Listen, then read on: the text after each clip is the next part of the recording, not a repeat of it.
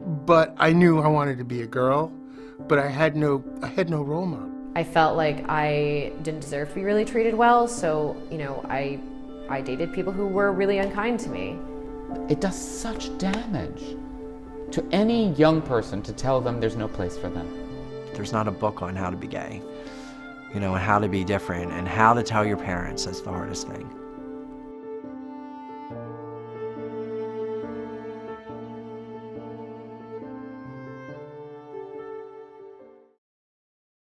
I think the first time I thought about killing myself was in high school. I really did struggle with my sexuality and how, I didn't want to be looked at differently. In high school, I did take the cue from my mother, which was, it might be better if I'm not here.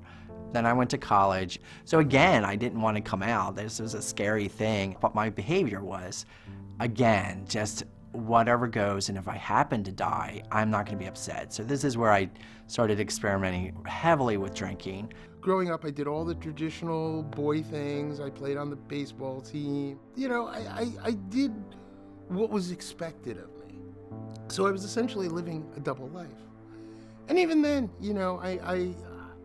I learned very early on to keep my secrets. Because somehow, even when I was 5, 6, 7 years old, I knew that I knew it wouldn't be well received. I think I was always a little nervous that if I brought somebody home or if I, started to date somebody that was a woman, then my parents weren't going to accept it. I think being isolated, it makes it so you don't feel like you have the right to reach out for help and that you don't have the right to get support. I heard a report on NPR about teen suicide. And what I found out at that period was just about everybody, gay and lesbian, that I knew of and was able to talk to, had gone through a period where they questioned their life or the value of their life.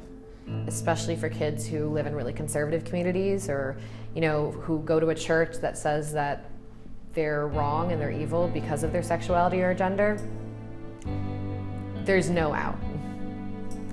And so for them, I think a lot of times it feels like the only out is to hurt themselves. My therapy sessions, I remember were, very religious-based, and they were going to try this new therapy with me, which I believe was reparative therapy. I think I had called my mother after the therapist to say, do you know what this guy wants to do? He wants to make me straight again. That, you don't understand, that's not what I am. This was not a choice. This is, I've known this since I was 10. I didn't see a way out except to kill myself. Because really my end goal in my head was I wanted to die. In my late teens, when I was a punk, I was borderline suicidal because I was at the age where everybody was, kids were turning into adults. And I was turning into the adult that I didn't want to be. To the point where I was doing a lot of drugs, and one of the reasons I was doing a lot of drugs was because I didn't particularly care if I lived or died. And, I reached the point where I was like, well, what difference does it make? I'm never going to live the way I want to live, so what's the point? So I attempted suicide when I was 16, but I wasn't okay after that. I still had a lot of depression. And when I was 20, I attempted again. One day, as I was going over this graded bridge, I let go of the wheel. I was ready because I figured I'd plow into the side and it would just be all over. And without thinking about it, totally instinctively, I pulled the wheel away. And I probably no more than a half second, I saved myself. I was sobbing for about 10 minutes, just sitting on the side of the road. Stood there for a while, and I said, well, okay, so if I don't want to die, what's the alternative?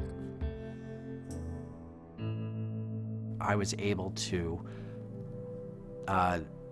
understand who I was and what I wanted and how to live happy and not be swayed by someone else's opinion, which is the thing you have to learn. It's most important. Let's stop living this fantasy that you're not going to exist. Do you really not want to exist? And it wasn't until I found that there was a community developing in the 90s, that I was able to put a label on it and say, yeah, that's it. I started to realize, yeah, this is who I am. So I eventually got to the point where I was no longer suicidal, because I could see that there was a way out. That I could see a future. Okay, whereas before I didn't. I wish that I could go back in time and tell myself to reach out to somebody instead. And as soon as you make that step, no matter who you reach out to, you should congratulate yourself, because you deserve to be proud of something. You have to reach out. But if you do reach out, if you take the time to reach out, the community will reach back. And that's the difference between then and now. The word is getting out there, and I know that, even in a year, we could change the messaging and we could save some lives. Many of the young people that call the Trevor Lifeline, they don't have anybody in their life. They don't have any support. That's the part that really kills me, is that there are so many kids out there who really have nowhere to turn. So the Trevor Project becomes their lifeline, just to feel seen and heard by somebody who's non-judgmental. It's the difference sometimes between life and death.